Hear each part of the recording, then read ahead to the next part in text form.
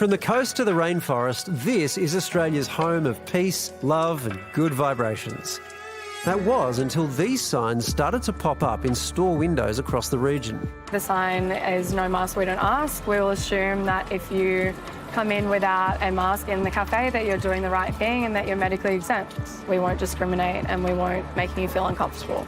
Anna Hamilton and her sister Kate SAMSON run a popular cafe and juice bar in the seaside town of Cabarita.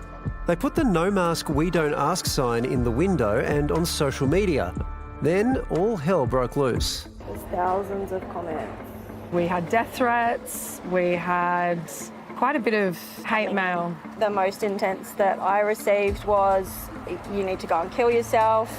I hope you and your family get COVID and you all die a miserable death." That someone could be so pitiful and so spiteful to do something like that. I mean, are they not the real threat in our society? Yeah. During our visit, customers entered without masks and, true to the sign, no questions were asked. Are we encouraging anti-maskers to come into our cafe by advertising the fact that we're not going to ask them? Not at all. I don't know. It's irrelevant, really, because that wasn't our intention. We've had messages from people that are hearing impaired, people with ASD, people with anxiety, claustrophobia, that can't wear masks. So that's the people that we're advocating for. I don't think those signs are helping. I think they're actually creating more division in the community.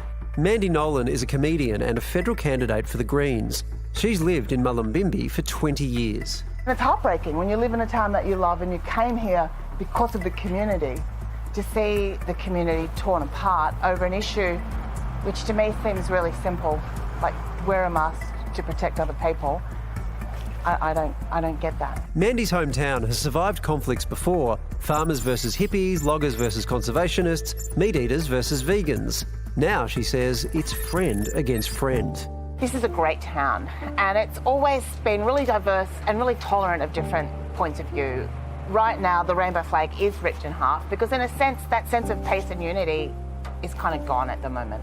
There are no riots here, as happened in Australia's biggest cities, but feelings are just as strong. And places like Mullumbimby and Cabarita have their fair share of people unloved by the likes of Brad Hazzard.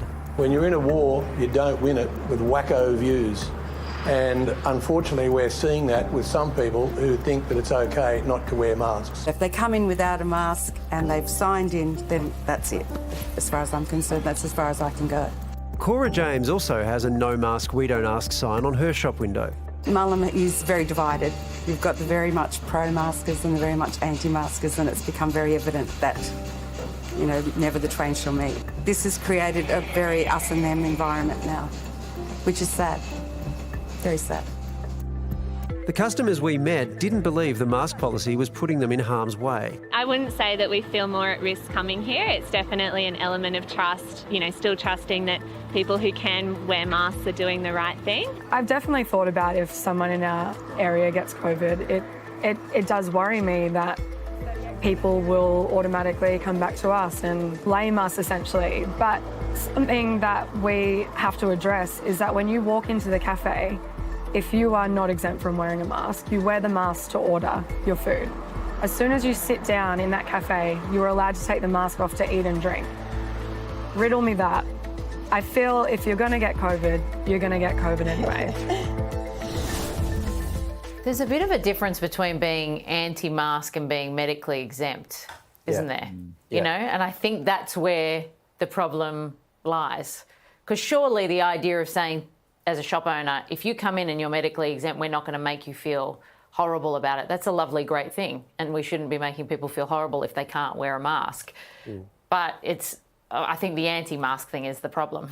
Yeah, although Cora was interesting because I don't get the sense she was anti-mask. I got the sense she's living with a divided town and she's like, I don't know what to do, and so I'm just going to put this mask up so I don't have to fight anybody. Exactly. It's a difficult situation, I think, for some of those business owners. Oh, for sure. When you're running a business and you want people to come in, very hard. With so much content online, it's sometimes hard to keep up with it all. And let's face it, who has the time? The Project YouTube has you covered with the stories that matter. Hit subscribe for a daily list of the news that you need to know.